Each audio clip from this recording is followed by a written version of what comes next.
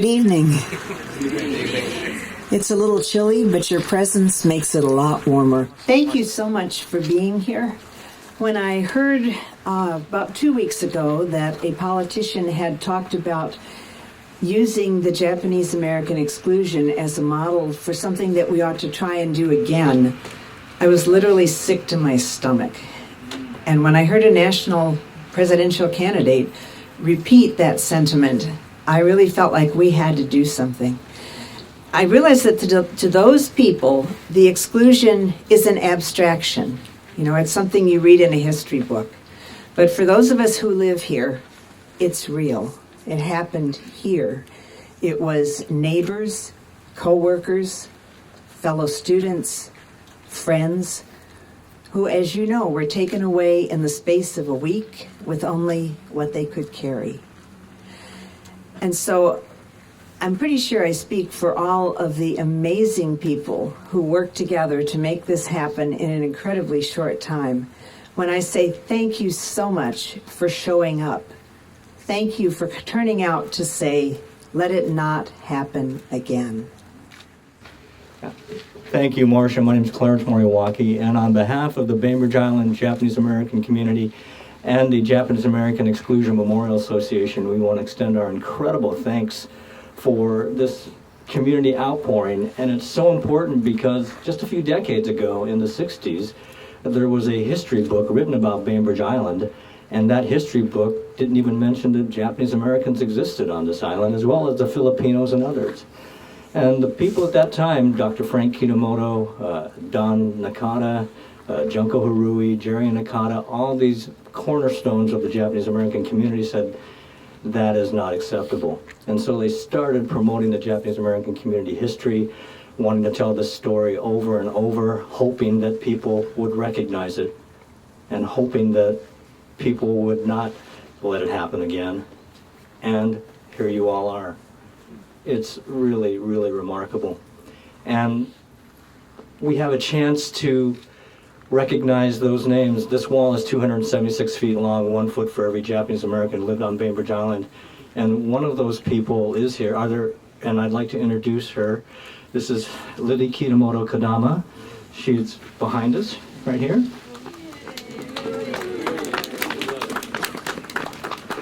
And it is for her and all of the other 275 names and people like the Woodwards in this community that embraced them. And it's wonderful that we're at this part of the wall, because behind all these people, this is the only part of the wall at the very end that is 3 panels. It is full color. The other panels are mostly monochromatic. And we did that for a reason, because the welcoming back is a celebratory thing. It is warm and colorful. You'll see the beautiful island image. The second panel is a Caucasian girl reaching out her extended hand. And the third panel is a Japanese American girl coming back to the island. That's something we celebrate. That's a richness that we should be very proud of here on Bainbridge Island. And this turnout only validates that kind of special community we are. So this statement that most of you have read, drafted by Marcia. Committee. And it was, this was by a committee, I would say that. So allow me to read it to you.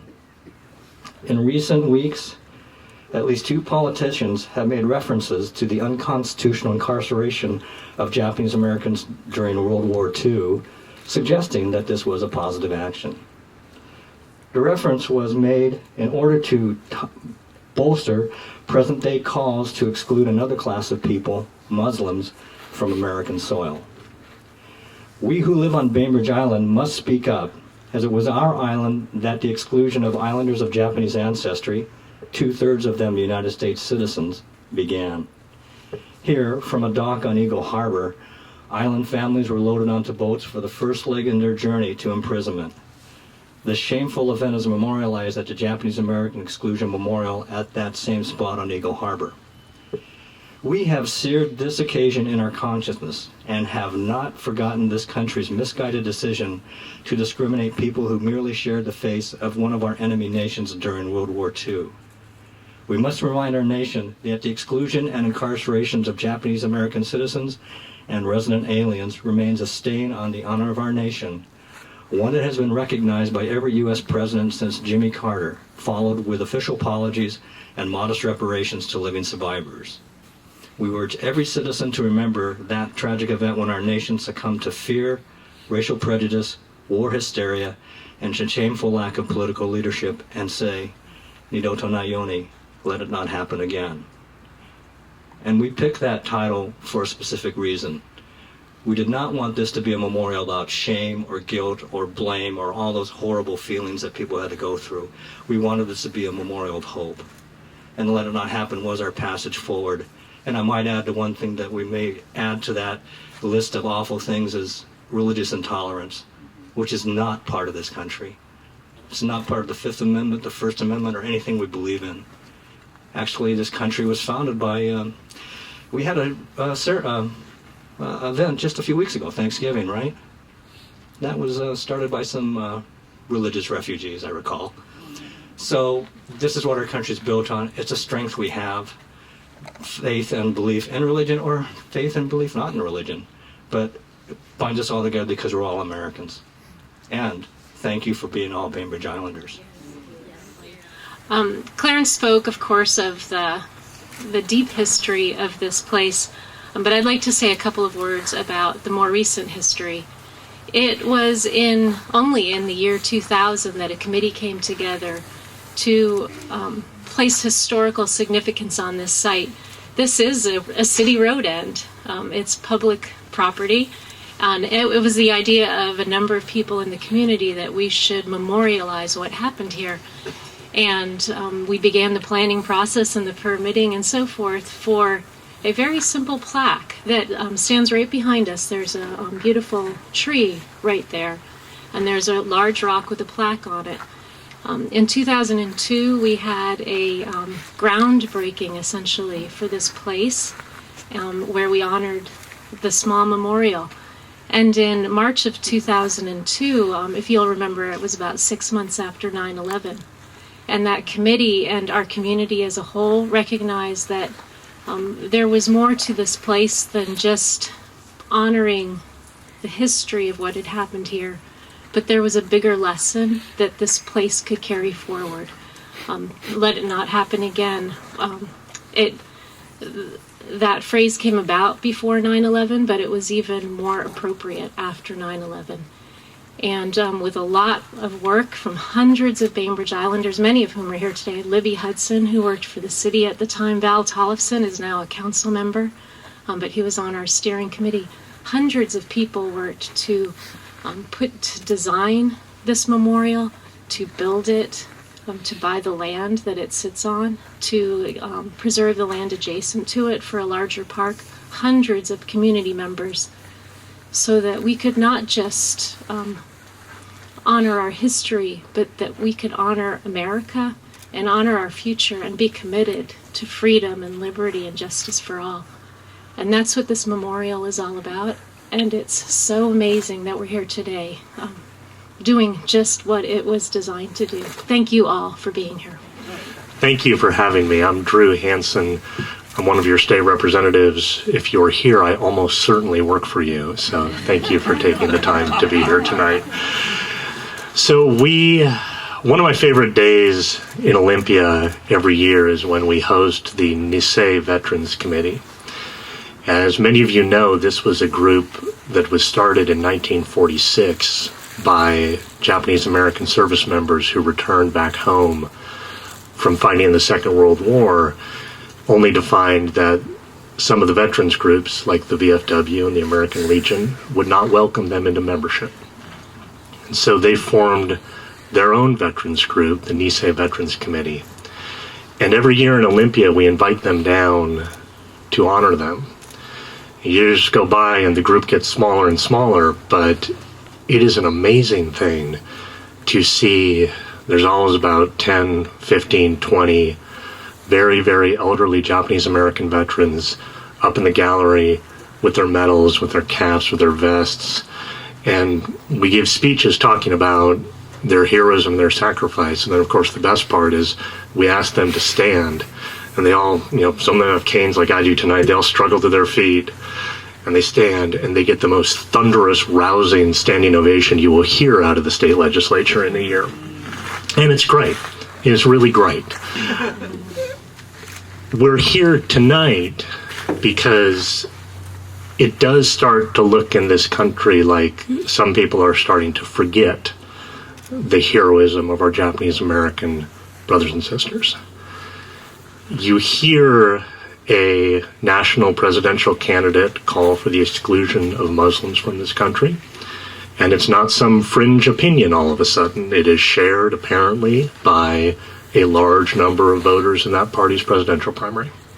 And it's not just one party. You hear the Democratic mayor of Roanoke, Virginia, looking back on the internment of Japanese Americans as a model for how we should think about dealing with national security. And so it does look like, at least in many places in this country, people are starting to forget. And it's very appropriate for us on Bainbridge Island, when people forget, to help them remember. Because we do remember here the sorrow of our Japanese American neighbors and friends as they disembarked from that dock just right close to where we're standing today. We remember the courage and the bravery of the Woodward family and the Bainbridge Island Review, being the only newspaper on the West Coast to speak out against Japanese American internment.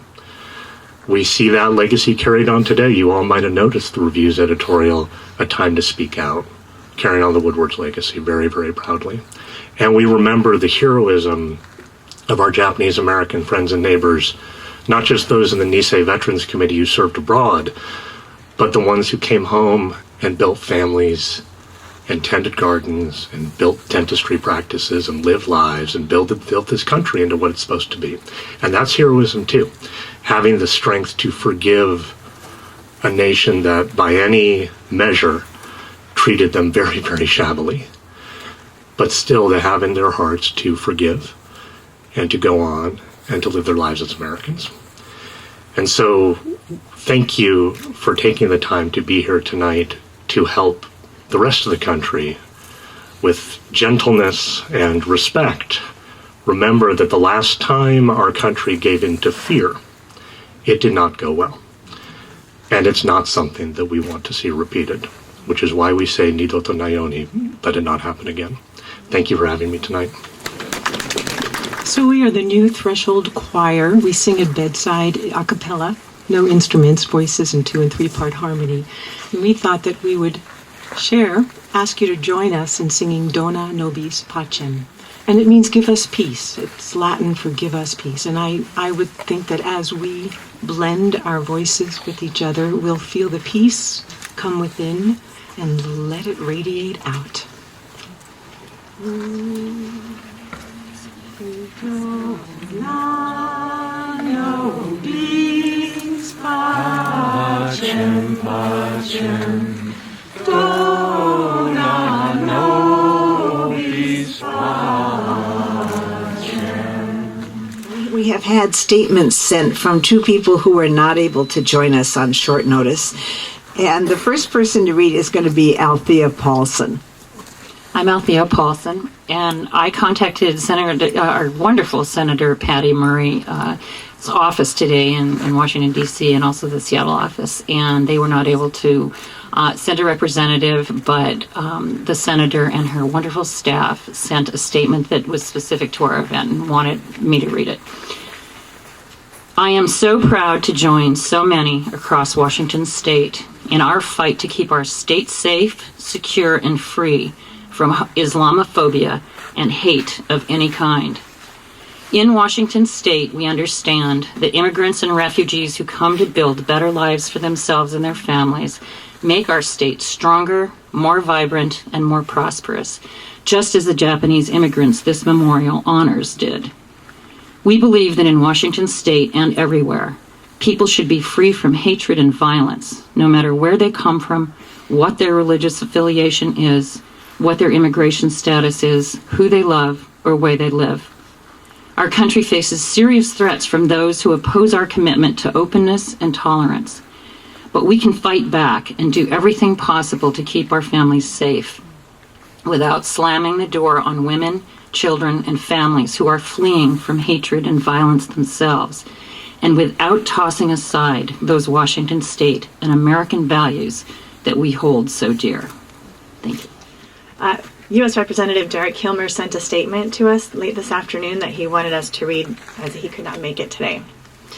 I regret that I am unable to join you this evening, but I am grateful to those in attendance tonight and sending a clear message.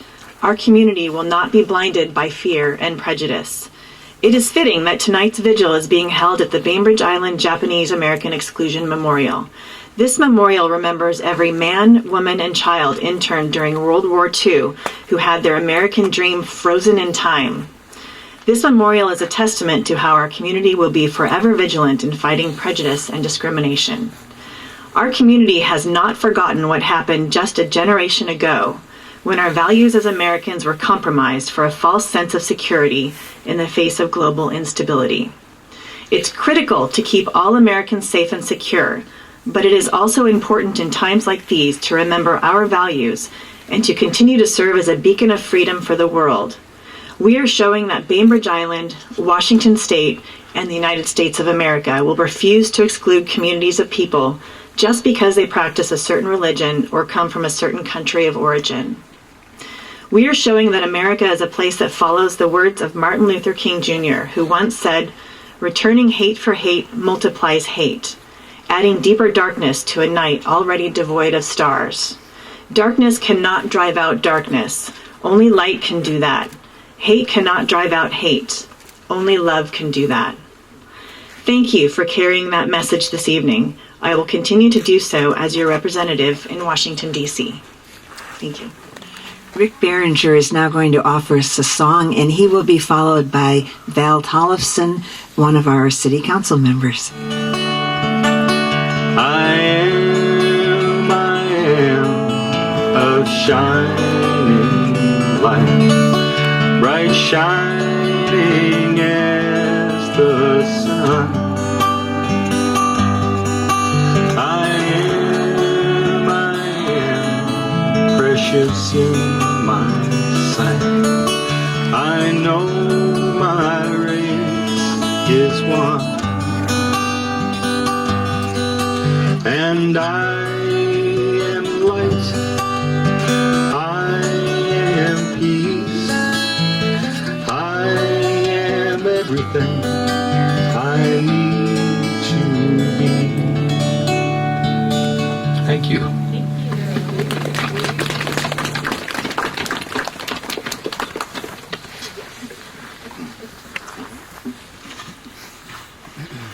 Hi, I'm Val Tollefson. I'm cold, but I'd be a lot colder if you weren't all here.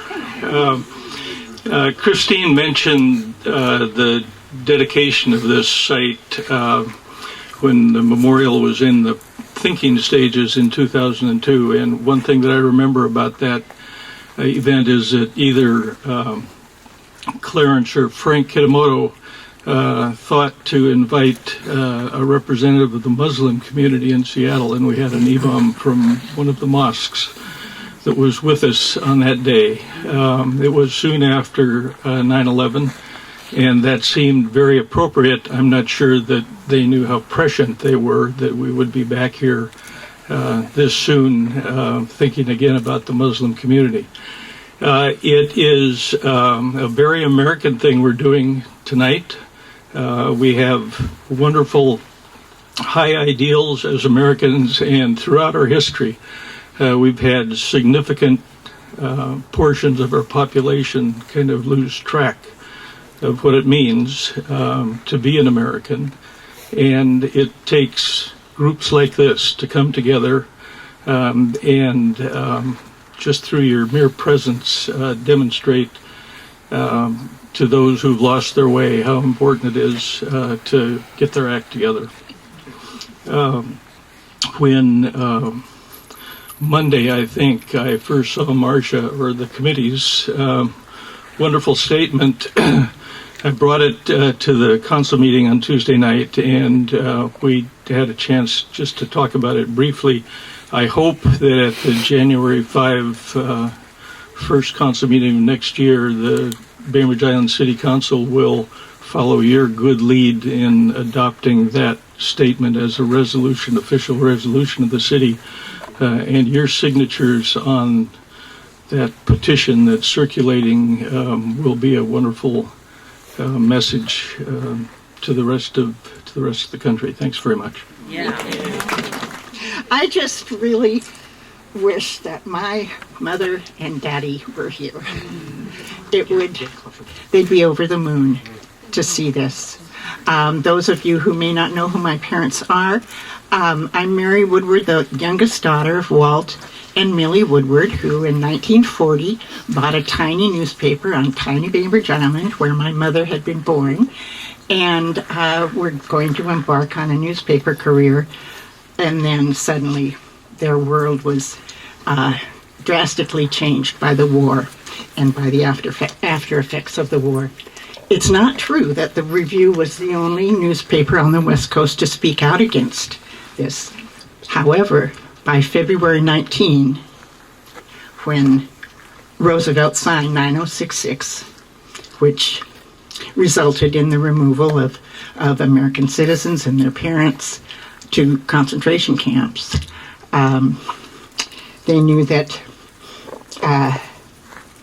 they had a struggle on their hands, because their editorial that they came out with the day after, they stayed up all night, came out with an extra on December 8, and ostensibly about civil defense, which certainly was important, what to do when the fire bells or the church bells, or don't drive at night with your lights on, those kinds of things. But the majority of the information that they had on the front page was, for one thing, a whole left-hand column was devoted to an editorial saying, okay, we got folks living here who look like the enemy, but we know they're not, so let's not go off half-cocked. And there were a lot of newspapers, including the San Francisco Chronicle and the Bellevue paper, that later changed its mind and became very much in support of the removal, and they didn't want them back either. So what my folks did is they spoke out throughout the war. They also hired high school kids to send back the gossip. Have you read any 1940s small town newspapers? And they're very chatty. It's like, I tell the kids that come to the museum and then come here that it's Facebook, 1940s Facebook.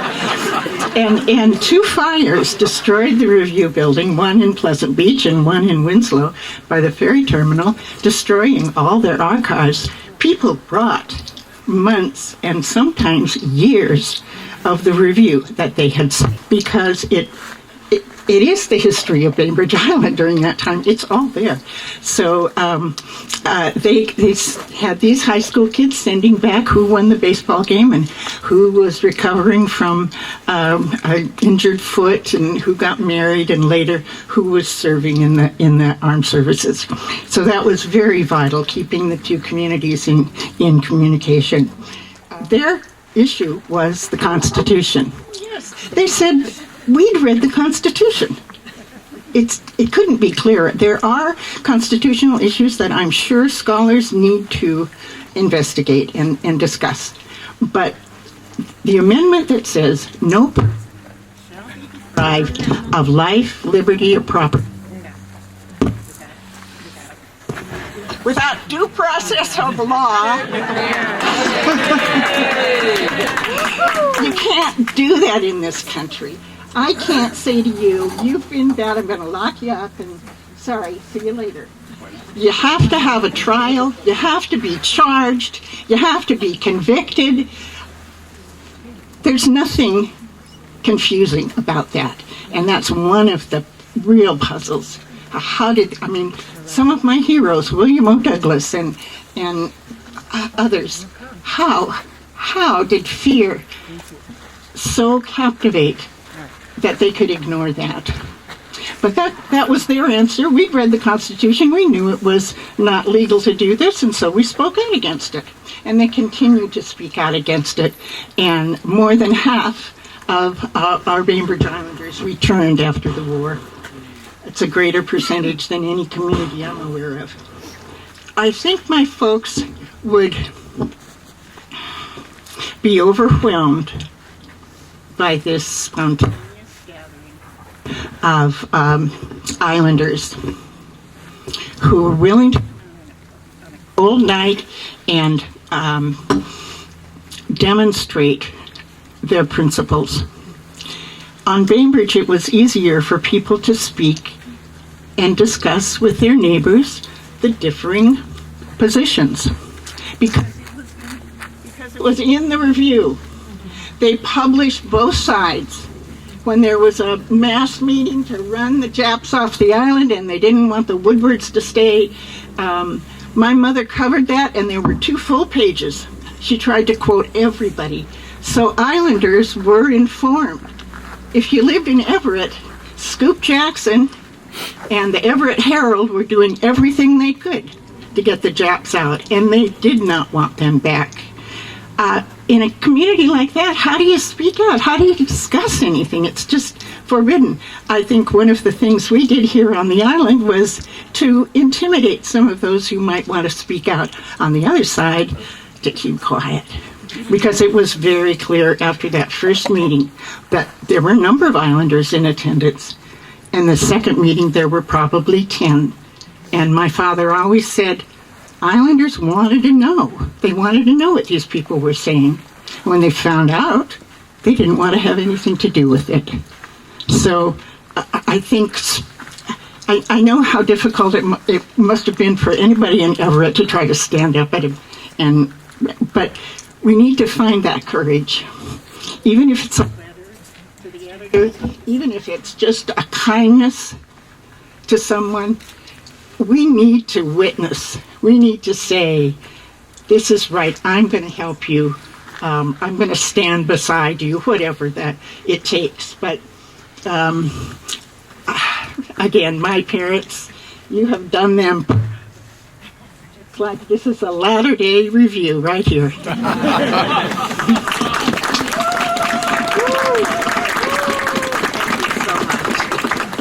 One of my favorite pieces of scripture comes from the Holy Quran, and I'll offer it tonight. Whichever way we look, there is the face of God. Whichever way we look, there is the face of God. And I see the face of God here tonight. May your light shine in the darkness, and may you always remember that the darkness will never overcome the light. Amen. Rick Berenger is going to close us with a song. Before Rick starts, I think we got to remember one other Bainbridge Islander who spoke out strongly. He was one of the first. He's also a former congressman and our governor, Jay Inslee. His interview on NPR was brilliant. It got on the Washington Post. And that's the kind of leadership that we really need. He stood up and said, this is wrong. He was 31 governors did get it wrong, and he did get it right. And we just have to be blessed that he came from our community and stood up for the community and stood up for what America stands for. We've got to give him credit. I didn't want to leave without shouting out to him.